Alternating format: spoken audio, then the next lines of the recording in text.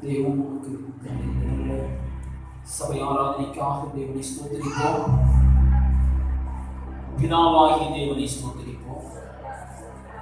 குமாரனாகிய இயேசுவை ஸ்தோத்திரிப்போம். பரிசுத்த ஆவியானவரை ஸ்தோத்திரிப்போம். இன்றைய தினமதிலும் ஒருவித்து கூடவும் நாத்தினார். இன்றைய தினமதிலும் ஒருவித்து கூடவும் நாத்தினார். தந்தரின் கிருபைக்காக உமக்கென்றும் ஸ்தோத்திரம் ஸ்தோத்திரமே. தந்தரின் கிருபைக்காக உமக்கென்றும் ஸ்தோத்திரம் ஸ்தோத்திரமே. ஸ்தோத்திரம் இயேசுநாதா, உமக்கென்றும் ஸ்தோத்திரம் இயேசுநாதா. ஸ்தோத்திரம் இயேசுநாதா, உமக்கென்றும் ஸ்தோத்திரம் இயேசுநாதா. ஸ்தோத்திரம் செய்தோமின் அடியார் திருநாமத்தினாலே.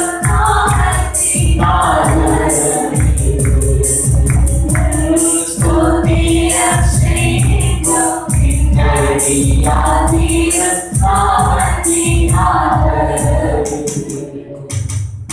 யாவும் உட்கார்வோம். இப்போது பிள்ளைகள் பாடல் பாடி வசனம் சொல்லுவார்கள். அதற்கு முன்பாக கர்த்தர் செய்த நன்மைகள் சாட்சியாக சொல்கிற நேரம் தேவன் செய்த நன்மைகளை சாட்சியாக சொல்கிறார்.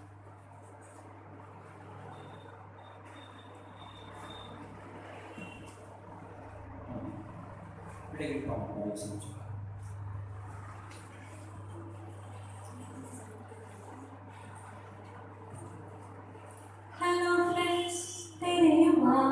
இயேசு என் நண்பன், அவரை போல் நான் மாறினேன், அவரை சுமந்தேன். Hello friends, தெரியுமா? இயேசு என் நண்பன், அவரை போல் நான் மாறினேன், அவரை சுமந்தேன். வீட்டிலும் அலறிலும் என்னோடு இயேசு இருப்பதால் அவரை சுமந்தேன். வீட்டிலும் அலறிலும் என்னோடு இயேசு இருப்பதால் அவரை சுமந்தேன். Hello friends, தெரியுமா? இயேசு என் நண்பன், அவரை போல் நான் மாறிடுவேன், அவரை சுமந்தேன்.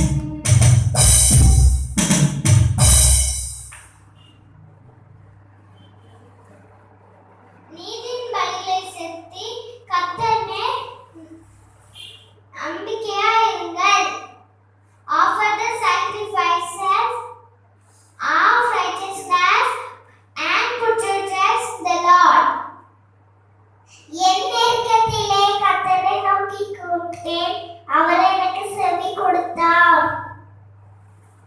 ஒத்தாசை வரும்போது நேராக என் நன்மையை எடுக்கிற வானத்தையும் பூமியும் உண்டாடின கர்த்தரிடத்திலிருந்து எனக்கு ஒத்தாசை வரும். நான் நச்செய்தி அளிக்கும் நான் மகமாக இருந்த பொழுது நீ மட்டும் காத்திருந்தால் நம்மை குற்றம் சுமரும். இப்பொழுது நாம் போய் ராஜாவின் அரண்மனையை அறிவிப்போம் வாருங்கள் என்றார்கள். தேவன் கிடைக்கிற பரிதாபத்தை கருத்து அனுப்பி மாணவராக பூமியிலே மாறி நல்ல மழையில் நடு சமுத்திரத்தில் சாய்ந்து போனாலும் அது ஜனங்கள் கொந்தளித்து பொங்கி பெருகினால் பர்வதங்கள் அறிந்தாலும் நாம் பயப்படும். ஒரு நதி உண்ட நீர் கல்லை தேவனின் உன்னதமான ஒரு வாசனை பரிசு தரத்தை சந்தோஷிக்கும். நீங்கள் தேவனுடைய அறிவாக இருக்கிறீர்கள் என்றும் தேவனுடைய அறிவுகளில் வசமாக இருக்கிறார் என்றும் அறியாதிருக்கிறீர்களா? ஒருவன் தேவனுடைய அறிவை கெடுத்தால் தேவன் அவனை கெடுவார். தேவனுடைய அறிவு பரிசுத்தமாக இருக்கிறது, நீங்களே அந்த அறிவு. கர்த்தருக்கு புதுப்பாட்டை பாடுங்கள், பூமியின் குடிகளை ஏதாவது பாடுங்கள். கர்த்தரை பாடி அவரை நோக்கி ஸ்துதிப்பார். அவரை ரட்சிப்பை சுவிசேஷனை அறிவிங்கள். ஜாதிகளுக்கு அவரை விரும்பி சகல ஜனங்களுக்கு அவரை அதிசயங்களை உபயோகித்து சொல்லுங்கள். கர்த்தர் பெரியவர், மிகவும் ஸ்தோத்திரிக்கப்படத்தக்கவர், எல்லா தேவர்களையும் பயப்படத்தக்கவர் ஆவார். நன்மை செய்யப்படுகிறவர் மனுஷன் சொல்வதை செய்யத்தக்கவர்களுக்கு செய்யாமல் இராதே. நீதிபதிகள் முடியும். Kata tadi kalau orang lebih lebih selama lebih juga ada yang berbatas salah. அப்படி இருக்கிற சோதரர்கள் நீங்கள் உங்கள் சரீரங்களை பரிசுத்தம் தேவனுடைய பிரியமான ஜீவபலியாக ஒப்புக்கொடுக்க வேண்டும் என்று தேவனுடைய இரக்கங்களை முன்னிட்டு உங்களை வேண்டிக் கொள்கிறேன். இதில் நீங்கள் சேர்க்கப்பட்டுள்ள ஆராதனை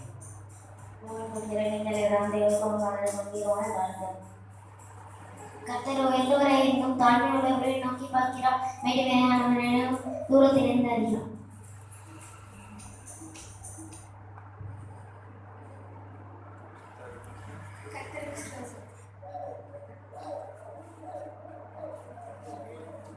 இப்போது ஒரு பாடல் பாடும்போது கத்திற்கு இந்த காணிக்கை செய்யும்.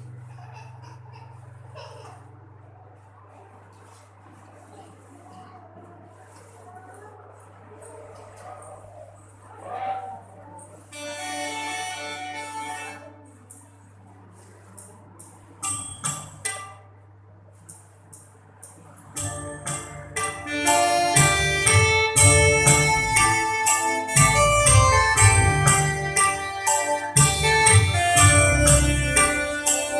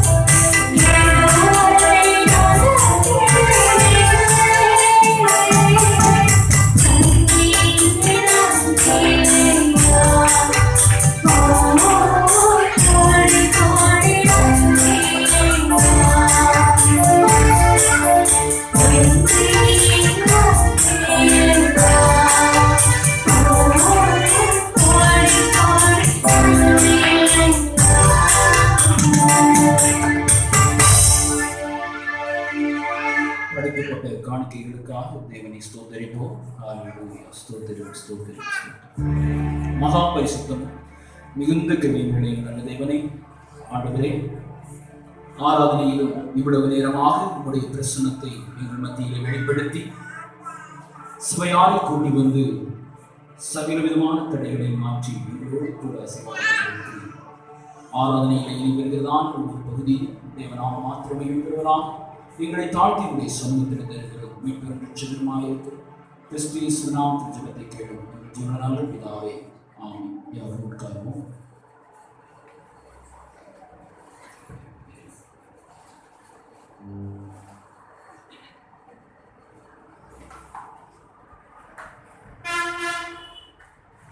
ஹல்லேலூயா ஹல்லேலூயா.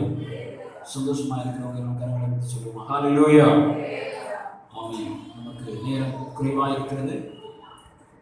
இந்த நேரத்திலும் தேவனுடைய வார்த்தையை நாம் தியானிக்க போகிறோம். இன்றைய செய்தியின் தலைப்பு என்னவென்றால், ஜீவகாலமெல்லாம் இருக்கிறதான மரண பயம். என்ன? ஜீவகாலமெல்லாம் இருக்கிறதான மரண பயம். மரண பயம் இல்லாதவங்க மாத்திரம் சொல்லுங்க பாப்போம். ஹல்லேலூயா. இதுக்குதான் ஆண்டவர் சொல்லியிருக்கிறார், நீங்கள் எல்லாம் எப்படி மாறணுமா? சிறு பிள்ளைகளை போல மாறணும்னு ஆண்டவர் தான் சொல்லியிருக்கிறார். பார்த்தீங்களா? பாயிண்ட் கிடைச்சதா? ஆமென். ஸ்தோத்திரம். ஹல்லேலூயா. செய்தியின் தலைப்பு என்ன சொல்லுங்க பாப்போம். உள்ள மரண பயம். மரண பயம். பயம் விட்டுருங்க. மரண பயம், சாவதற்கான பயம். அப்படிதானே? அதுக்கு அர்த்தம் நம்முடைய பாஷையில சொன்னா அதுதான். உயிர் பிரியும் என்று நமக்கு தெரிந்தால் எவ்வளவு பயம் இருக்கும் இல்லையா? இருதயம் எல்லாம் வலிக்கும். ஆமே, அப்படிதானே? இருதயம் எல்லாம் என்ன செய்யும்? வலிக்கும். உயிர் போகும்போது அந்த தெரிஞ்சுட்டுன்னு வச்சுக்கோங்க, கஷ்டம் தான். அதான் இந்த அட்டாக் எல்லாம் வருது பார்த்தீங்களா? அவங்களுக்கு தெரிஞ்சிடும் கொஞ்ச நேரத்துல. நம்ம என்ன செஞ்சிடுவோம்? கொஞ்ச நேரத்துல இறந்து போயிடும்னு தெரிஞ்சா என்னெல்லாம் சொல்லணுமோ எல்லாம் சொல்லிடுவாங்க. ஆமே, ஹல்லேலூயா. ரட்சிக்கப்பட்ட பிள்ளைங்க என்ன செய்வாங்க? சந்தோஷமா எதிர்கொள்வாங்க. அப்படிதானே? எதிர்கொள்வாங்களா கொள்ள மாட்டாங்களா? ஏன் எதிர்கொள்வாங்கன்னா அவங்க அந்த நாளுக்காக தான் ஆயத்தமா இருக்கிறாங்களே, அதுதான் எதிர்பார்த்துட்டு இருக்காங்க. வேதவசனம் என்ன சொல்லுகிறது? தேவனுடைய பிரசன்னமாகுதலை எதிர்பார்த்தோம். அப்ப நம்ம கண்ண மூடனா எங்க போவோம்? காட்டுக்கா? இல்ல, நாட்டுக்கு, பரலோகத்துக்கு. ஆமென். ஸ்தோத்திரம். ஹல்லேலூயா. அந்த விசுவாசத்தில் இருக்கிறவங்களுக்கு இந்த மரண பயம் இல்லை. சரி, அப்போ பொதுவாகவே என்னதான் விசுவாசம் சொன்னாலும் எல்லாருக்கும் ஒரு மரணத்தை குறித்து பயம் இருக்கு. இப்போ ஒரு நோய் வந்திருக்கு, அந்த நோயை குறித்தும் எல்லாருக்கும் பயம் தான். பயமா இல்லையா? பயம் இல்லாதவங்க ஹல்லேலூயா சொல்லுங்க. ஹல்லேலூயா. பாத்துக்கா, பாட்டிக்கு பயம் பயம் இல்லை. நல்லது. ஆமென். ஸ்தோத்திரம். வெறுமனே பயம் இல்லைன்னு சொல்றதல்ல, வசனத்தின் மூலமாய் சொல்லணும். ஆமென். அதான் பேர். ஹல்லேலூயா. சும்மா சொல்லுறதல்ல, வசனத்தின் மூலமாய். நான் மரிச்சா இங்க தான் போவேன், பரலோகத்துக்கு தான் போவேன், ஆண்டவருக்கு தான் போவேன். ஆமென். ஸ்தோத்திரம்.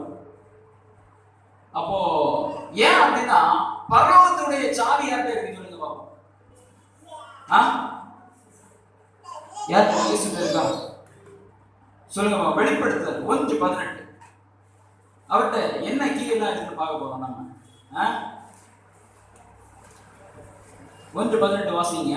மரித்தேன், ஆனாலும் இதோ சதா காலங்களிலும் உயிரோடு இருக்கிறேன். சதா காலங்களிலும் உயிரோடு இருக்கிறேன். ஆமென். நான் மரணத்திற்கும் பாதாளத்திற்கும் உரிய ஆமென் திறவுகோல்களை உடையவனாய். பாருங்க, பரலோகத்திற்கு உள்ள தீ மட்டும் இல்ல. இங்க பாருங்க, பாதாளத்துக்கு தவறனால சாத்தான் இல்ல. பாதாளத்துக்கு தங்க யாரு தள்ளணும்? சாவி யார் தருங்க பாருங்க. சாத்தான் கூட்டிட்டு போனா வாசலுக்கு வெளியே தான் நிக்கணும். ஆண்டவர் தான் வந்து திறந்து விடணும். அப்படிதானே? ஆமாவா இல்லையா சொல்லுங்க. இதுல இருந்து என்ன தெரிகிறதுன்னா, உலகத்தில் உள்ள எல்லா அதிகாரமும் ஆண்டவருக்கு தான் இருக்கு. ஆமென். உலகத்தின் அதிபதினு சொன்னாலும் பாருங்க, வானத்துக்கு மேல, பூமியில, பூமிக்கு கீழே எல்லா இடத்துல உள்ள அதிகாரத்தையும் மொத்தமா வச்சிருக்கிறது யாரு சொல்லுங்க பார்க்கலாம்? ஆண்டவர். அப்போ இவர் சொல்லுகிறார், இப்படிப்பட்ட ஒரு அதிகாரத்தை பெற்றவர் சொல்லுகிறார், உங்களுடைய ஜீவ காலமெல்லாம் உள்ள மரண பயத்தை நான் போக்குவேன். வாசிங்க எபிரேயர் 2:15.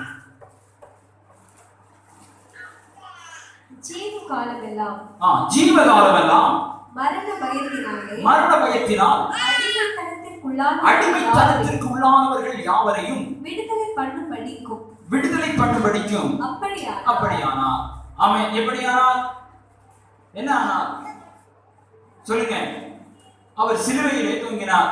சிலுவையிலே தொங்கினது மாத்திரமல்ல, நாம் கடைசியாக வாசித்த வசனத்திலே மரித்தேன் ஆனாலும் சதா காலங்களிலும் உயிரோடு இருக்கிறேன். அவர் இப்போதும் உயிரோடு இருக்கிறார். அப்படி உயிரோடு இருக்கிற ஆண்டவர் பயப்படுகிற சாவுக்கு அல்லது மரணத்துக்கு பயப்படுகிற உங்களையும் என்னையும் பார்த்து ஆண்டவர் சொல்லுகிறார், உங்களுடைய மரண பயத்தை நான் போக்குவேன். ஆமென். ஸ்தோத்திரம். ஹல்லேலூயா. அப்படியே அடுத்தது வாசிங்க. அப்போ நாம் எப்படி இந்த ஆண்டவர் சொன்னா நம்ம பயம் போயிட்டா இல்ல, எப்படி நம்முடைய பயம் போகும்? யோவான் 5:24. யோவான் 5:24. யோவான் எழுதின சுவிசேஷம். வசனத்தை கேட்டு என்னை அனுப்பினவரை விசுவாசிக்கிறவனுக்கு, வசனத்தை கேட்டு என்னை அனுப்பினவரை விசுவாசிக்கிறவனுக்கு நித்திய ஜீவன் உண்டு. அவன் ஆக்கினை தீர்ப்புக்கு உட்படாமல் மரணத்தை விட்டு நீங்கி ஜீவனுக்கு உட்பட்டிருக்கிறான். போதும். ஆமென். ஸ்தோத்திரம். அப்போ தேவனுடைய வசனத்தை கேட்டு, ஆமென். சிந்தனை அங்க எங்க போகுதா? வசனத்தை கேளுங்க. அதான் வசனம் சொல்லுது. வசனத்தை கேட்கணும். ஆமென். ஸ்தோத்திரம். ஹல்லேலூயா. தேவனுடைய வசனத்தை கேட்டு அவரை அனுப்பினவர் யார் சொல்லுங்க பாப்போம். இயேசுவை அனுப்பினவர் யார் சொல்லுங்க? பிதாவை விசுவாசிக்கிறவன் மரணத்தை விட்டு நீங்கி அல்ல, வாசிங்க, நித்திய ஜீவன் உண்டு. நித்திய ஜீவன் உண்டு. அவன் ஆக்கினை தீர்ப்புக்கு உட்படுவதில்லை. ஆக்கினை தீர்ப்புனா என்ன தெரியுமா? இப்போ நம்ம எல்லாம் பாவம் செய்திருக்கிறோம். இப்போ ஆண்டவர் வந்தாச்சு, நியாயம் தீர்க்கிறதான நேரம். உண்மையாக நியாய பிரமாணத்தின்படி சொல்லப்பட வேண்டும் என்று சொன்னால், நாம் சிறுவயதிலிருந்து அந்த நாள் வரையிலும் செய்த பாவத்தின்படியான தண்டனை நமக்கு அங்கே என்ன செய்யப்படும்? கொடுக்கப்படும். அது கொடுக்கப்படாம இருக்கணும்னு சொல்லிதான் ஆண்டவர் கர்த்தராகிய இயேசு கிறிஸ்து இந்த உலகத்துக்கு வந்து அடிக்கப்பட்டார். ஆமென். அவரை விசுவாசிக்கிறவர்களுக்கு இந்த ஆக்கினை தீர்ப்பு கிடையாது. அப்படிதானே? தப்பு செஞ்சா அடி உண்டா இல்லையா? அப்படிதானே? பழைய காலத்துல இருந்து கண்ணுக்கு கண் பல்லுக்கு பல் அப்படின்னா என்ன? கண்ணை பிடுங்கணும், கையை வெட்டணும், கொலை செய்தா கொலை செய்யணும். அப்ப தப்பு செஞ்சா கண்டிப்பா தண்டனை உண்டு. அப்ப அந்த தண்டனை நமக்கு கிடைக்க கூடிய அந்த இடத்துல நேர இயேசு வருகிறார். வந்து என்ன சொல்கிறார் தெரியுமா? இவனுடைய பாவத்துக்காக நான் மரித்திருக்கிறேன். யாராவது சொல்ல முடியுமா?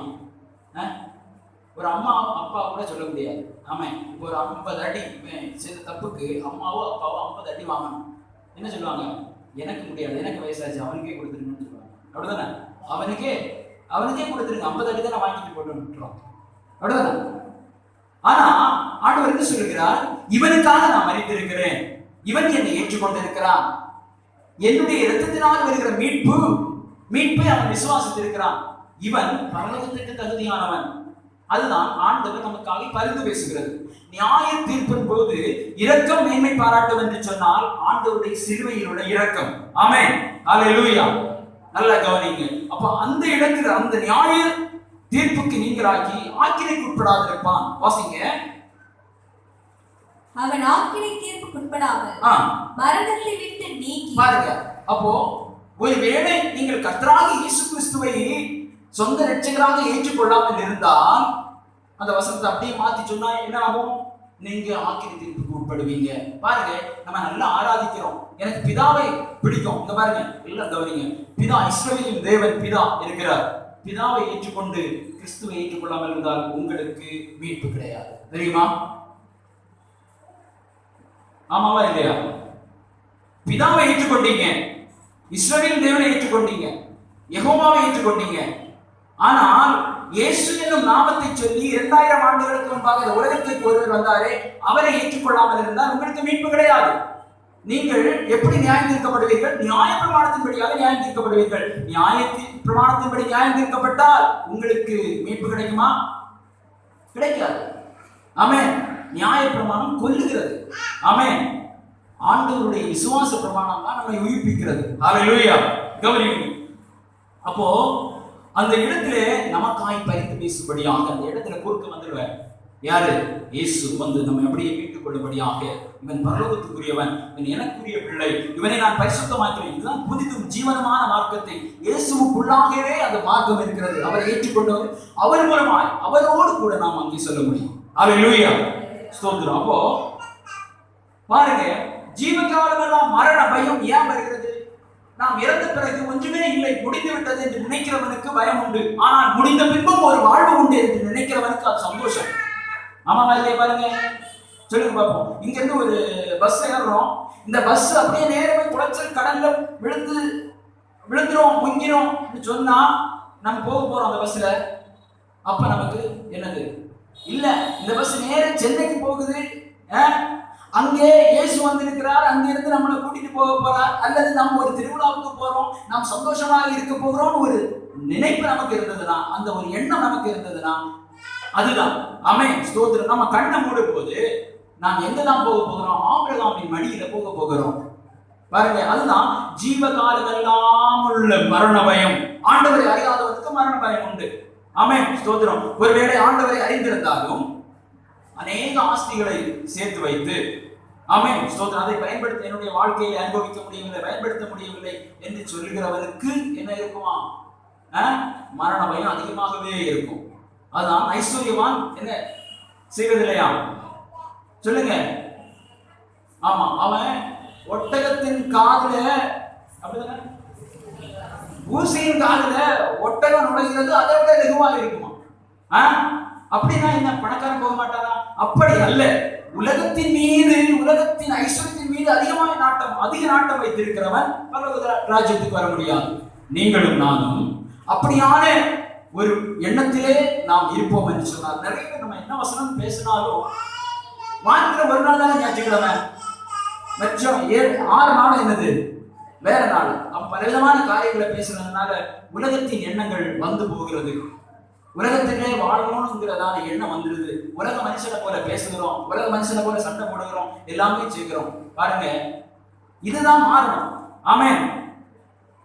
திங்கட்கிழமை ஆனாலும் இந்த ஜீவகாலம் எல்லாம் உள்ள மரண பயம் போனோம். ஞாயிற்றுக்கிழமை மாத்திரம் அல்ல, ஆராய்க்கும் போது மாத்திரம் அல்ல. ஆமென். ஸ்தோத்திரம். ஹல்லேலூயா. அடுத்ததாக இன்னொரு வசனத்தை வாசிங்க. யோவான் 8:51.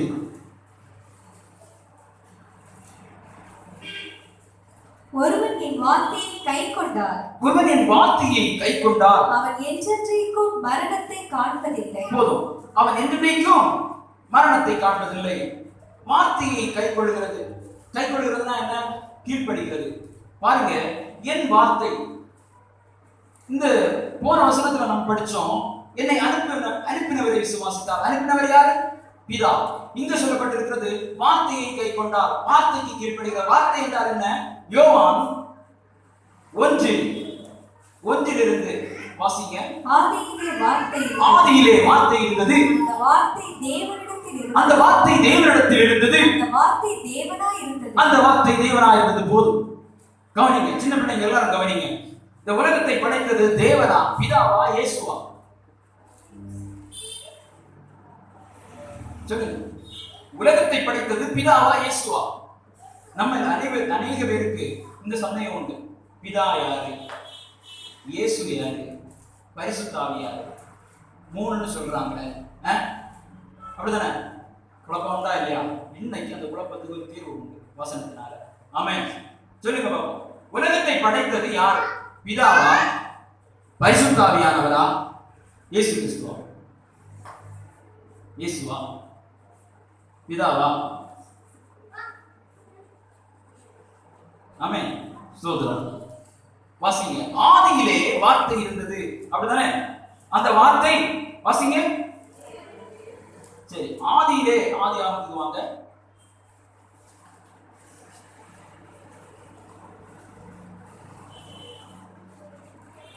மூன்றாவது வசனத்தை வாசிங்க. தேவன் வெளிச்சம் உண்டாக கடவுது என்றார், வெளிச்சம் உண்டாயிற்று. அவர் உண்டாக கடவது என்றார், வெளிச்சம் உண்டாயிற்று. இனி யோவான் 1 தொடர்ந்து படிங்க. ஆதியிலே வார்த்தை இருந்தது, அந்த வார்த்தை தேவனிடத்தில், கவனமா கவனிங்க. அந்த வார்த்தை தேவனாய் இருந்தது, அவர் ஆதியிலே தேவனோடு இருந்தார், சகலமும் அவர் மூலமாய் உண்டாயிற்று, உண்டானது ஒன்றும் அவராலே அல்லாமல் உண்டாகவில்லை, அவருக்குள் ஜீவன் இருந்தது, அந்த ஜீவன் மனுஷருக்கு ஒளியாய் இருந்தது, அந்த ஒளி இருளிலே பிரகாசிக்கிறது, இருளாக. பேசி வருகிறது எல்லாமே வார்த்தையை குறித்து. கவனிங்க, எதை குறித்து? வார்த்தையை குறித்து. இருளானது அதை பற்றிக் கொள்ளவில்லை, தேவனால் அனுப்பப்பட்ட ஒரு மனுஷன் இருந்தார். சரி, 16வது வசனத்தை வாசிங்க, நேரமில்லை. அவருடைய பரிபூரணத்தினால் 14வது வசனம். அந்த வார்த்தை மாம்சமாகி, அந்த வார்த்தை மாம்சமாகி கிருபையினாலும் சத்தியத்தினாலும் நிறைந்தவராய் நமக்குள்ளே வாசம் பண்ணினார், அவருடைய மகிமையை கண்டோம். பாருங்க, இங்க பாருங்க, தெரியாதவர்களுக்காக சொல்லுங்க. பிதா யாரு? இயேசு யாரு? பிதாவோடு இந்த வார்த்தை இருந்ததுன்னு சொல்லப்பட்டிருக்கு, அப்படித்தானே? பாருங்க, பிதா இந்த உலக வெளிச்சம் உண்டாகட்டும்னு சொன்னார். வெளிச்சம் உண்டாகட்டும்னு சொல்லுகிறது என்னது? வார்த்தை, அப்படிதானே? என்ன சொல்லுங்க? வார்த்தை. ஒரு மனுஷன் இருக்கிறான், இப்ப நான் இருக்கிறேன், நான் பேசுகிறது வார்த்தை. புரிஞ்சுதா? நான் இருக்கிறேன், பாருங்க, நான் இருக்கிறேன், நான் பேசுகிறது என்னது? வார்த்தை. அந்த வார்த்தைக்கு 2000 வருஷத்துக்கு முன்னால ஜீவன் கொடுக்கப்பட்டது. புரியுதா? ஜோய்சன் இருக்கிறான், பேசுகிறான், அவனுக்கு வார்த்தை இருக்கு, பாத்தீங்களா? அவனுக்கு வார்த்தை ஜீவன் ஆகுது. அந்த வார்த்தைக்கு ஒரு பெயர் கொடுக்கப்படுகிறது. அவன் பேசின வார்த்தைக்கு இல்ல, ஏதோ ஒரு வார்த்தை மாம்சமாகிறது. அதே போல பிதா, அவருடைய வார்த்தைக்கு பெயர் கொடுக்கப்பட்டது. அந்த பெயருக்கு பேர் என்னது? சொல்லுங்க. புரியுதா? பிதா பேசுகிற வார்த்தைக்கு பெயர் கொடுக்கப்பட்டு அது மாம்சமானது. அந்த மாம்சமான இதற்கு பேர் என்ன? இயேசு. பிதாவுடைய வார்த்தை தான் இயேசு. ஆமென். பிதா ஒன்று, வார்த்தை ஒன்று, வேறு என்பது அல்ல. ஆமென், ஸ்தோத்திரம். இவர்களுடைய ஆவி பரிசுத்த ஆவி. அல்லேலூயா. பாருங்க, சில பிதாவை மட்டும், யெகோவாவை மட்டும் நாங்கள் ஆராதிப்போம். யாராவது உங்ககிட்ட அப்படி வந்து பேசியிருக்காங்களா வசனத்தின் மூலமா? யெகோவாவை மட்டும்தான் ஆராதிக்கணும். குமாரன் அனுப்பப்பட்டவர், அவரை ஆராதிக்க கூடாது. நிறைய பேர் நெய்யூர்லயே இருக்கிறாங்க. ஆமென். இங்க பேயங்குடி பக்கத்துல ஒரு சபை இருக்கு, யாரும் தெரிஞ்சா தெரியாமல் அங்க போயிடாதீங்க. யெகோவாவின் சாட்சிகள் யாரு தெரியுமா? அவர்கள் கள்ள போதகர்கள். ஆமென், கள்ள போதகர்கள். பிள்ளைகள் எல்லாம் சொல்லிக் கொடுங்க. உங்க ஸ்கூல்லயோ நீங்க போகிற வழியிலேயோ யெகோவாவின் சாட்சிகள் வந்து உங்கள்கிட்ட பேசினாங்கன்னு சொன்னா அவங்க கிறிஸ்துவை மறுதலிக்கிறவர்கள். கிறிஸ்துவை மறுதலித்தா அவன் பிதாவை மறுதலிக்கிறான். ஆமென், ஸ்தோத்திரம். உங்களை பரலோக ராஜ்யத்துக்கு கூட்டிட்டு போகிறது யாரு? இயேசு கிறிஸ்து. ஆமென், ஸ்தோத்திரம். அப்ப இயேசு கிறிஸ்து யாரு? பிதாவுடைய வார்த்தை. அந்த வார்த்தை தான் மாம்சமாகிறது. ஆமென். அவர் வேதத்தை அறியாமல் வேதத்தை புரட்டி கொண்டு சொல்கிறார். சரி, இவர்கள் ஒரு பக்கம். இன்னும் இயேசு மாத்திரமே என்று சொல்கிறார்கள். இயேசு மாத்திரமும் அல்ல. ஆமென். நாம் பிதா, குமாரன், பரிசுத்த ஆவியானவரை ஆராதிக்கிறோம், அவரை ஏற்றுக்கொண்டு இருக்கிறோம். ஹல்லேலூயா. இவ்வாறு அப்போ பிள்ளைங்க கிட்ட வந்து பேசினா அவங்களுக்கு பதில் கொடுக்க தெரியாது. பாருங்க, அப்படிதானே?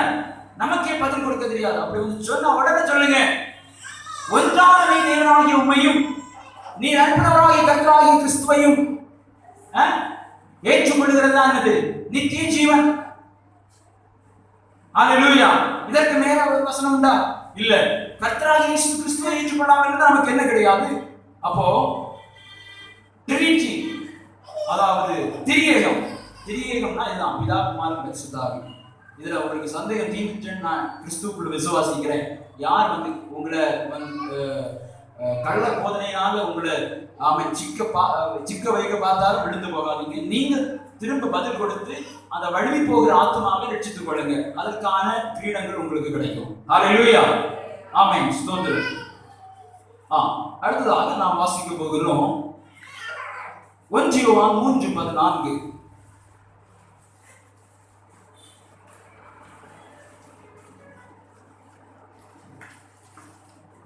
நாம் சகோதரரிடத்தில் அன்பு கூறுகிறபடியால் மரணத்தை விட்டு நீங்கி ஜீவனுக்கு உட்பட்டிருக்கிறோம் என்று அறிந்திருக்கிறோம். சகோதரரிடத்தில் அன்பு கூறாதவன் மரணத்திலே நிலை கொண்டிருக்கிறான்.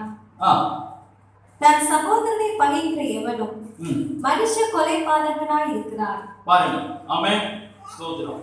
சகோதரன்னா கூட பிறந்தது மட்டும் இல்ல, சகோதரன் சபையிலே இருக்கிறதும் சகோதரன் தான். நீங்க சகோதர சகோதரிகள். உங்களுக்குள்ளாடி என்ன பிரச்சனை இருந்ததுனாலும் என்ன செய்யணும்? நீங்க உங்களுக்கு நஷ்டமா இருந்தாலும் அதை கிறிஸ்துவின் பொருட்டு என்ன செஞ்சிடணும்? நீங்க ஏற்றுக்கொள்ளணும், நீங்க சகித்துக் கொள்ளணும். ஆமென். அதை சகித்துக் கொண்டு நீங்கள் அவர்களை நேசிக்க வேண்டும். வேதம் என்ன சொல்கிறது? வாசிங்க. அன்பு கூறுகிறபடியால் மரணத்தை விட்டு நீங்கி ஜீவனுக்கு உட்பட்டிருக்கிறோம் என்று அறிந்திருக்கிறோம். சகோதரனிடத்தில் அன்பு பாருங்க, சகோதரனிடத்தில் அன்பு கூறுகிறவன் ஜீவனுக்கு உட்பட்டிருக்கிறான். அன்பு கூறாதவன் மரணத்திலே நிலை கொண்டிருக்கிறான். ஆமென், ஸ்தோத்திரம். சகோதரன் என்று மாத்திரமல்ல, நம்முடைய சத்துருவா இருந்தாலும் நம்ம என்ன செய்யணுமா? சொல்லுங்க. நியாயப்பிரமாணமா? நியாயப்பிரமாணம் இல்லை, இது கிறிஸ்துவின் பிரமாணத்தின்படியாக உங்களுடைய சத்துருவையும் நீங்கள் என்ன செய்ய வேண்டும்? நேசிக்க வேண்டும். அவர்களுக்காக நீங்கள் அவர்களை சபிக்க கூடாது, அவர்களை என்ன செய்ய வேண்டும்? ஆசீர்வதிக்க வேண்டும் என்று வேதம் சொல்லுகிறது. இப்படி நீங்கள் செய்தால் உங்களுக்கு எவ்வளவுதான் நஷ்டம் வந்திருக்கட்டு, எவ்வளவுதான் அவங்களால கஷ்டம் வந்திருக்கட்டு, நீங்கள் மரணத்திலிருந்து ஜீவனுக்காக தேர்ந்தெடுக்கப்பட்டவர்கள். ஆமென். மரண பயம், ஜீவகாலம் எல்லாம் உள்ள மரண பயம் நமக்கு போக வேண்டும் என்று சொன்னால் சகோதரரை நேசிக்க வேண்டும், பகைஞரை நேசிக்க வேண்டும். ஆமென், ஸ்தோத்திரம். ஹல்லேலூயா, ஹல்லேலூயா. 2 தீமோத்தேயு 1:10 வாசிங்க. அவர் நம்முடைய இரட்சகராகிய இயேசு கிறிஸ்து பிரசன்னமானதினாலே அந்த கிருபை இப்பொழுது வெளிப்படுத்தப்பட்டது. அவர் மரணத்தை பரிகரித்து ஜீவனையும் அழியாமையையும் சுவிசேஷத்தினாலே வெளியரங்கமாக்கினார். ஆமென், ஸ்தோத்திரம். கர்த்தராகிய இயேசு கிறிஸ்து சுவிசேஷத்தினாலே வெளியரங்கமாக்கினார். எதை சொல்லுங்க? ஜீவனையும் அழியாமையையும் அவருடைய மரணத்தினாலே வெளியரங்கமாக்கி இருக்கிறார். ஹல்லேலூயா, ஸ்தோத்திரம். அதனால பாருங்க, நம்ம எல்லாம் கிறிஸ்துவின் இரத்தத்தினால மீட்கப்பட்டிருக்கிறவர்கள். ஆமென். இதற்கு அடையாளம் என்ன? உங்களுடைய இதயத்தில் இருக்கிறதான சந்தோஷம். ஆமென், ஸ்தோத்திரம். ரட்சிப்பின் சந்தோஷம் நம்முடைய இதயத்தில் இருக்கிறது அல்லவா? இதுதான் அடையாளம். ஆமென். பாருங்க, மரண பயத்தினாலே அவன் வாழ்க்கை முழுவதும் ஆண்டவரை அறியாதவருக்கு ஒரு மரண பயம் இருக்கும் என்று சொன்னால் அதனுடைய முடிவு என்ன? தன்னுடைய ஜீவனையே, சொல்லுங்க, தன்னுடைய ஜீவனையே அவன் என்ன செய்து விடுவான்? இழந்து விடுவான். எப்படியாவது என்னுடைய ஜீவனை மாய்த்துக் கொள்ள வேண்டும், இந்த உலகத்தில் எனக்கு வாழ முடியவில்லை. ஆனால் ஆண்டவருடைய அன்பினாலே கழுவப்பட்ட நீங்கள் கிறிஸ்துவுக்காக காத்து கொண்டிருக்கிறீர்கள். இந்த உலகத்தில் என்ன கஷ்டம் வரட்டும், ஆனாலும் ஆண்டவர் எனக்காக ஒரு நாள் வருவார், என்னை தேய்ச்சும்படியாக, என்னுடைய கண்ணீரை துடைக்கும்படியாக நான் என்றென்றும் அவரோடு கூட வாழ்வேன். சொல்றவங்க எல்லாம் கரங்களை வைத்துங்க பார்க்கலாம். ஆமென், ஸ்தோத்திரம். அப்படி ஒருவேளை அதுபோல சந்தேகம் எல்லாம் இருக்குன்னு சொன்னா அந்த சந்தேகம் எல்லாம் இன்னைக்கு மாறணும். ஆமென், ஸ்தோத்திரம். ஹல்லேலூயா. எல்லா விதமான பயமும் நம்மை விட்டு மாற வேண்டும். நாம் ஒரு பாடலை பாடுவோம். ஹல்லேலூயா, ஸ்தோத்திரம், ஸ்தோத்திரம், ஸ்தோத்திரம். என்ன சுகம், ஆஹா என்ன சுகம். இது எல்லாம் அந்த இறந்த வீட்டுல பாடுவாங்க. இது இறந்தவர்களுக்கான பாடல் இல்ல, ஜீவனோடு இருக்கிறவர்களுக்கான பாடல். ஆமென், ஸ்தோத்திரம். பாடுவோமா எல்லாரும் கரங்களை தட்டி?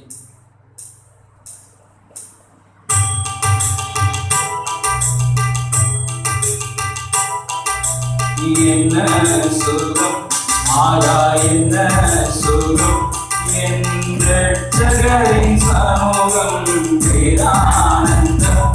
பரமானந்த மோட்ச சுகானந்தம் அதை பெற்று அனுபவித்தால் என்ன சுகம், என்ன சுகம், ஆகா என்ன சுகம், என் ரட்சகரின் சமூகம் பேரானந்தம் பரமானந்த மோட்ச சுகானந்தம் அதை பெற்று அனுபவித்தால் என்ன சுகம்.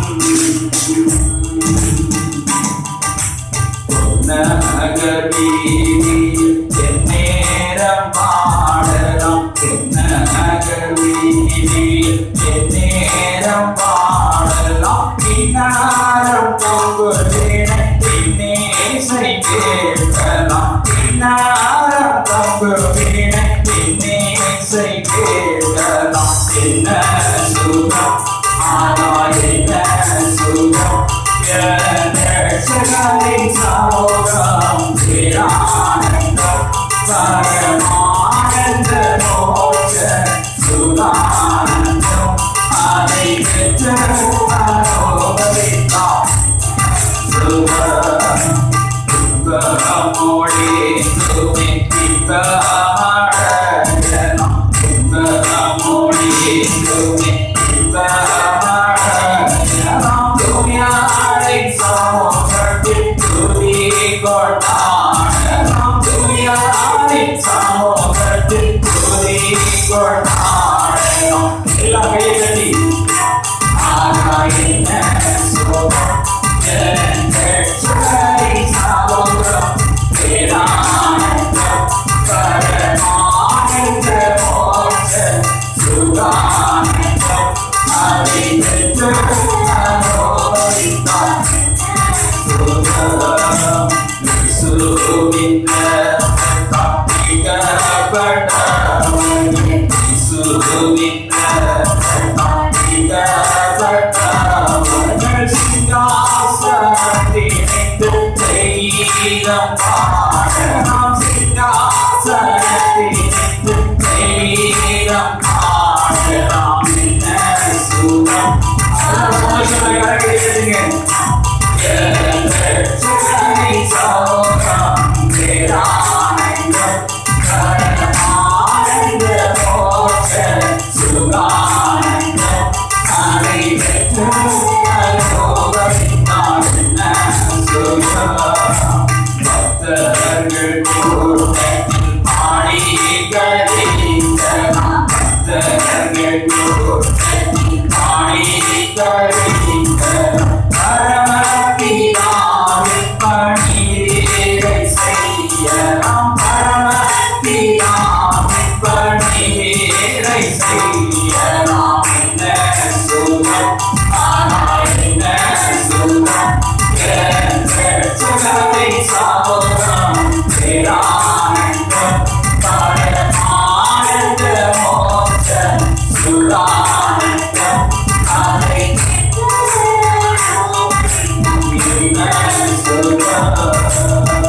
ஹalleluya, ஹalleluya. எத்தனை பேர் சந்தோஷமா இருக்கிறீங்க? ஆமென், ஸ்தோத்திரம். நாம் எப்போது நம்முடைய ஜீவனை விட்டு சென்றாலும் சந்தோஷத்தோடு செல்ல வேண்டும். ஆமென், ஸ்தோத்திரம். மரணம் நேரிடுகிறதா இருந்தாலும் நாம் கிறிஸ்துவுக்காய் வாழ்ந்திருக்கிறோம். ஹalleluya, ஸ்தோத்திரம். ஒருவேளை நமக்கு சில குற்றங்கள் நம்முடைய மனதிலே காணப்படலாம். ஆமென். முதல் கோர்ட் எங்கன்னா நம்முடைய இருதயம் தான். அப்படிதானே? வேதம் என்ன சொல்லுகிறது? அந்த வசனத்தை சொல்லுங்க. உங்களுடைய இதயமே உங்களை குற்றவாளிகளாய் தீர்க்காதிருந்தால் நீங்கள் தைரியம் கொண்டிருந்து அவரை பார்க்கலாம். ஆமென், ஸ்தோத்திரம். அப்ப நம்முடைய இதயத்திற்கு எதெல்லாம் குற்றம்னு தெரியுதோ, நல்லா கவனிங்க. நான் என்ன செய்யணும்னு ஆண்டவரை கேட்கக்கூடாது. உங்க இருதயத்துக்கு எதெல்லாம் குற்றம்னு தெரியுதோ அதை செய்யக்கூடாது. உங்க இருதயத்திற்கு எதெல்லாம் நல்லதுன்னு தோணுதோ, ஆமென், உங்களுடைய இதயத்திற்கு நான் என்ன செய்தால் தேவனுடைய நாமம் மகிமைப்படும் என்று தெரிகிறதோ அதை செய்ய வேண்டும். அவை நம்மோடு கூட வரும். ஹalleluya, ஸ்தோத்திரம். அப்போ நம்முடைய இருதயமே நம்மை குற்றவாளிகளாக்கி, அப்போ பல காரியங்களால நம்முடைய பேச்சுக்கள், நம்முடைய பழக்க வழக்கங்கள், நம்முடைய நடக்கை, பல காரியங்களிலே நம்முடைய குறைபாடுகள் உண்டு. ஆமென். ஹல்லேலூயா. நாம் கோபம் கொண்டு பாவம் செய்கிறவர்களா இருக்கிறோம். கோபம் கொண்டாலும் என்ன செய்யக்கூடாதான்? பாவம் செய்யக்கூடாது. கோபம் கொண்டு பாவத்துல நம்ம பாவத்தை செஞ்சிடறோம். ஹல்லேலூயா. ஆமென். கோபம் கொள்ளலாம், ஆனா அது பாவத்தில் முடிவடையக்கூடாது. சூரியன் அஸ்தமாவதற்கு முன்பாக அப்படிதானே நம்முடைய கோபம் தணிந்து போகணும். ஹல்லேலூயா. அப்படியாக நம்முடைய இருதயம் நம்மை குற்றவாளிகளாக தீர்க்கிறதா பார்க்க வேண்டும். குற்றவாளிகளாக தீர்க்கிறதா கொஞ்சம் நிதானித்து பார்த்தோம்னு சொன்னா, ஆமா கொஞ்சம் தப்பு இருக்கு, கொஞ்சம் தவறுகள் நம்மகிட்ட இருக்குன்னு சொன்னா என்ன செய்யணும்? டாக்டர்கிட்ட போகணுமா? இல்ல, ஆண்டவர்கிட்ட போகணும். ஹல்லேலூயா. அவருக்கு பாதத்துல போய் விடணும். ஆண்டவரே என்னை மன்னியும், இந்த காரியங்களை நான் செய்ய மாட்டேன். இந்த காரியங்களை பாருங்க, எல்லாரும் பாருங்க, சின்ன பிள்ளைங்க எல்லாரும் பாருங்க, எல்லாரும் இங்க இருக்கிற எல்லாருமே பரலோகத்துல பார்க்கணும். ஆமென். ஸ்தோத்திரம். ஹல்லேலூயா. ஆமென். ஸ்தோத்திரம். அதனால நம்ம இருக்கிற குறைகளை எல்லாம் நம்ம அறிக்கைக்கு ஆண்டவருக்கு ஒப்புரவாக வேண்டும். எல்லாரும் அப்படி எழுந்து நிற்கலாமா? எழுந்து நின்று நம் தேவனை மகிமைப்படுத்த போகிறோம். ஹல்லேலூயா. ஜீவ காலமெல்லாம் மரண பயத்தினால் அடிமைத்தனத்துக்கு உள்ளானவர்கள் யாவரையும் விடுதலை பண்ணும்படியாக அவர் சிலுவையிலே தொங்கி தன்னுடைய ஜீவனை கொடுத்து 3ஆம் நாள் உயிரோடு இருந்து இன்றைக்கு நமக்காய் பரிந்து பேசுகிற ஒரு நல்ல தேவனாய் இருக்கிறார். ஹல்லேலூயா. ஹல்லேலூயா. ஹல்லேலூயா. ஸ்தோத்திரம், ஸ்தோத்திரம், ஸ்தோத்திரம். அவர் பாதாளத்தை ஜெயித்தவர் நமக்காக, மரணத்தை ஜெயித்தவர் நமக்காக. ஹல்லேலூயா. ஹல்லேலூயா. ஹல்லேலூயா. அவர் நம்மோடு கூட இருக்கும்போது நமக்கு எந்த பயமும் எந்த கவலையும் நமக்கு தேவையில்லை. நம்முடைய பாரங்களை, நம்முடைய கவலைகளை அவர் மீது வைத்து விடுவோம். நாம் சும்மா இருப்போம், அவர் நமக்காக யுத்தம் செய்வார். ஆமென். அவருடைய பாதத்திலே நாம் நல்ல பங்கை தேர்ந்தெடுப்போம். அவர் நமக்காக யுத்தம் செய்வார். நமக்கு எதிரடையாய் வருகிறதான எல்லா காரியத்திலும் நமக்கு அவர் ஜெயம் தருவார். ஹல்லேலூயா. மலைகளை தாண்டிடுவேன், கடும் பள்ளங்களை கடந்திடுவேன். மலைகளை தாண்டிடுவேன், கடும் பள்ளங்களை கடந்திடுவேன். சதிகளை முறியடிப்பேன், சாத்தானை ஜெயித்திடுவேன். சதிகளை முறியடிப்பேன், சாத்தானை ஜெயித்திடுவேன். ஹல்லேலூயா. ஹல்லேலூயா. ஹல்லேலூயா. ஹல்லேலூயா. சொல்லுவோம். ஹல்லேலூயா. ஹல்லேலூயா. ஹல்லேலூயா. ஹல்லேலூயா. நீரோடு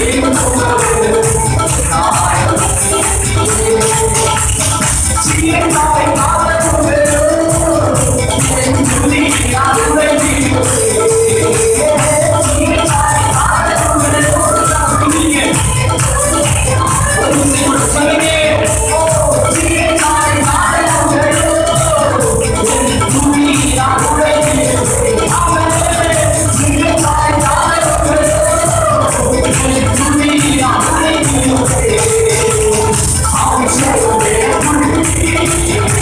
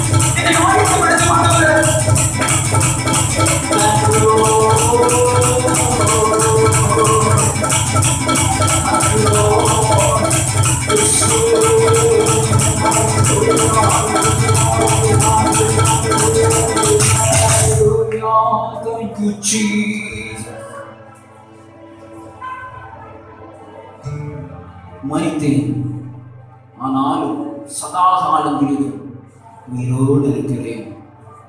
எதற்காய் மரித்தேன்? நான் தேவதூதர்களை மீட்கும்படியாக அல்ல, மனிதர்களாகிய உங்களை மீட்கும்படியாக. தேவதூதருக்கு உதவியாக அவர் கை கொடுக்காமல் மனிதர்களாகிய நம்மை மீட்கும்படியாக ஆண்டவர் மரித்து உயிரோடு எழுப்பினார். ஆண்டவருடைய இந்த பெரிதான ஒரு தியாகத்தை நாம் நம்முடைய ஒவ்வொரு நாட்களிலும் நினைத்து பார்ப்போம். அவருடைய மரணத்தை நாம் சுமக்கிறவர்களாக இருப்போம். அவருடைய மரணத்தை சுமக்கிறவர்களாக இருந்தால் ஒருபோதும் உலகத்தின் சோதனையிலே நாம் சிக்கிக்கொள்ள மாட்டோம். என்றென்றும் கர்த்தருடைய பாடுகளை நாம் நினைவு கூறுகிறவர்களாக இருப்போம். அதை நினைவு கூர்ந்து வசனத்தை கைக்கொண்டு வார்த்தையாகிய கிறிஸ்துவின் வழியிலே நாம் நடக்கிறவர்களாய், அவரை ஏற்றுக்கொள்கிறவர்களாய் நாம் காணப்படுவோம். கலக்கத்தின் ஆவியை அவர் மாற்றி தெளிவின் ஆவியை அவர் உங்களுக்கு தருவார். பயத்தின் ஆவியை மாற்றி அவர் பலத்தின் ஆவியை உங்களுக்கு தருவார். ஆமென். ஸ்தோத்திரம், ஸ்தோத்திரம், ஸ்தோத்திரம். முடிவு பரியந்தம் அவர் உங்களை வழிநடத்த வல்லமை உள்ளவராயிருக்கிறார். வார்த்தைகளினாலே ஆண்டவர் உங்களை ஆசீர்வதிக்கிறார். ஹல்லேலூயா, ஹல்லேலூயா, ஹல்லேலூயா. மகா பரிசுத்தமும் மிகுந்த கிருபையுள்ள இந்த நல்ல தேவனே, இந்த பரிசுத்த ஆராதனையிலே ஆண்டவரே நாங்கள் சபையாராய் கூடி வந்து இந்த ஆராதனையை ஆசரிக்கவும் உம்மை தொழுது கொள்ளவும் தந்த மீதான வாக்கியத்திற்காக ஸ்தோத்திரம். நீர் எங்களுக்கு தந்ததான வல்லமையுள்ள ஜீவனுள்ள வார்த்தை நாங்கள் கை கொண்டு அதன்படி நடக்க எங்களை ஒப்புக் கொடுத்திருக்கிறோம். தேவன் தாமே எங்களை வழிநடத்துகிறாக. உங்களுடைய வசனம் எங்கள் கால்களுக்கு தீபம், பாதைக்கு வெளிச்சமாய் இருக்கிறோம். யாரும் நமக்கு நன்றி. நாங்கள் இப்பொழுது பிரிந்து செல்கிறோம். பிரியாத நேசர் எங்களை வழிநடத்தும்படியாக எங்களை தாழ்த்தி இந்த சமூகத்தில் தருகிறோம். மீட்பெரும் லட்சகரமாக இருக்கிற கிறிஸ்து இயேசு நாமத்தில் ஜெபத்தை கேளும் எங்கள் ஜீவனால பிதாவே, ஆமென். என் ஆத்மாவை கர்த்தரை ஸ்தோத்திரி, என் முழுமே விசுவாசத்தை ஸ்தோத்திரி. என் ஆத்மாவை கர்த்தரை ஸ்தோத்திரி, கர்த்தர் சகல பாகங்களை வருவாதே. ஆமென். ஓ தேவனுக்கு மகிமை, தூக்கி எடுத்தார் என்னை, தூக்கி எடுத்தார் இயேசு. கரத்தை நீட்டி ரட்சித்தாரே. ஓ தேவனுக்கு மகிமை, இயேசுவை நேசிக்கிறேன், என்னையும் நேசிக்கிறேன்.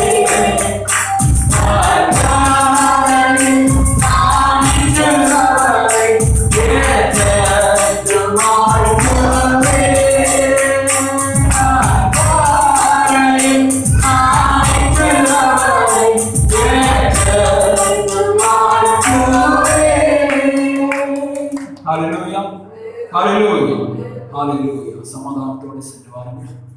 ஒரு அறிவிப்பு, நமக்கு நாளைக்கு விடுமுறை, நாளைக்கு லீவு. அதனால உங்களுக்கு ஒரு ஹோம்ஒர்க் உண்டு.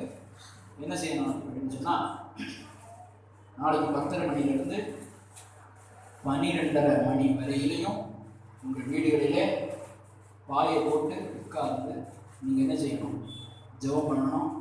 ஜெபம் மாத்திரம் இல்லை, வேதத்தை தியானிக்கணும். நம்ம சபையில் என்னெல்லாம் செய்வோமோ அதை நீங்கள் உங்கள் வீட்டில் பாஸ்டராக இருந்து என்ன செய்யணும்? வழிநடத்தணும். ஆமென். அப்போ என்னெல்லாம் உண்டு? 3 பாட்டு, ஜெபம், ஆராதனை, சங்கீத பாகம், சாட்சி கூட சொல்லலாம். ஆமென். பிள்ளைங்க வசனம் சொல்லலாம். அதுக்கப்புறம் ஆமாம், ஒரு ஆள் வேதத்தை எடுத்து என்ன செய்யணும்? ஆமாம், பிரசங்கம் பண்ணணும். பிரசங்கம் பண்ணி அடுத்த வாரம் சண்டே கிளாஸில் பிள்ளைங்க கிட்ட கேட்பாங்க, உங்கள் வீட்டில் யார் யார் நீங்கள் பிரசங்கம் பண்ணீங்க, கூட்டம் நடத்துனீங்க அப்படின்னு சொல்லி. ஆமென். யாரெல்லாம் செய்வீங்க? அல்லேலூயா. ஆமென். கண்டிப்பாக சரி. 10:00 12:30 வரை திடீர்னு ஃப்ளையிங் ஸ்குவாட் அங்கே வரும். வீட்டுக்கு நேராக நீங்கள் சரியாக செய்கிறீங்களா இல்லையான்னு டெஸ்ட் பண்ணுறதுக்கு. ஓகே. பெனிகாவுக்கு இன்னைக்கு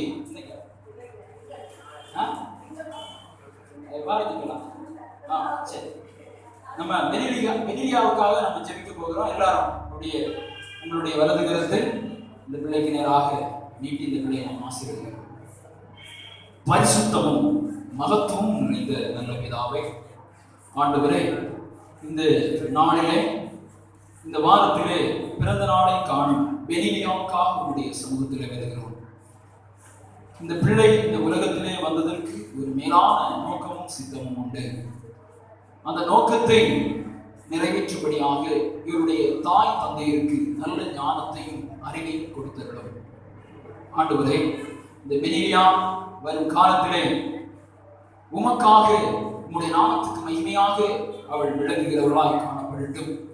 சிறு வயதிலிருந்து ஞானத்திலும் அறிவிலும் புத்தியிலும் வளர்கிறவளாய் பெற்றோருக்கும் பெரியோருக்கும் கீழ்ப்படிந்து இந்த தேசத்திலே ஒரு மாதிரியான பிள்ளையாய் கர்த்தராகிய இயேசு கிறிஸ்துவை பிரதிபலிக்கிற ஒரு பிள்ளையாய் மாற நீர் உதவி செய்யும். எங்களை தாழ்த்துகிறோம்.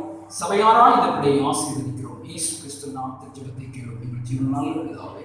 ஆமென். எல்லாரும் சாக்லேட் வாங்கிக்கோங்க.